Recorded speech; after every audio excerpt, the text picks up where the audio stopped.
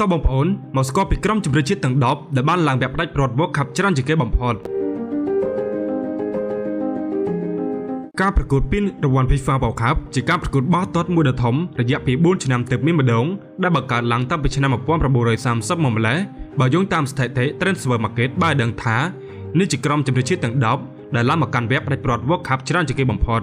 ទី10គឺក្រុមជម្រើសជាតិក្រូអាតដែលបានឡើងមកកាន់វគ្គផ្ដាច់ប្រវត្តិ World Cup ចំនួន1ដងទី9គឺជម្រើសជាតិឆេកូស្លូវ៉ាគីដែលឡើងមកកាន់វគ្គផ្ដាច់ប្រវត្តិ World Cup ចំនួន2ដងទី8គឺក្រុមជម្រើសជាតិហុងគ្រីធ្លាប់ឡើងទៅកាន់ពានរង្វាន់ World Cup វគ្គផ្ដាច់ប្រវត្តិចំនួន2ដងទី7គឺជម្រើសជាតិអ៊ុយរ៉ាហ្គាយធ្លាប់ឡើងទៅកាន់វគ្គផ្ដាច់ប្រវត្តិពានរង្វាន់ World Cup ចំនួន2ដង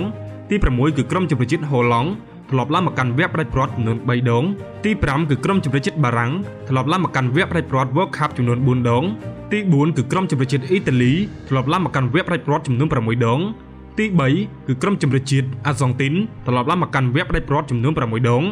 ទី2គឺក្រុមជម្រើសជាតិប្រេស៊ីលធ្លាប់ឡើងមកកាន់វគ្គផ្ដាច់ប្រវត្តិ World Cup ចំនួន7ដងទី1គឺក្រុមជម្រើសជាតិអ៊ីត្រីដែកអាល្លឺម៉ង់ធ្លាប់ឡើងមកកាន់វគ្គផ្ដាច់ប្រវត្តិច្រើនជាងគេចំនួន8ដងសូមបញ្ជាក់ប្រាប់បងប្អូនផងដែរថាបច្ចុប្បន្ននេះក្រុមជម្រើសជាតិឆេកូស្លូវ៉ាគីមិនមានទៀតទេព្រោះប្រទេសនេះបានបែកជាប្រទេសឆេកនិងប្រទេសស្លូវ៉ាគីទៅហើយក្នុងឆ្នាំ1993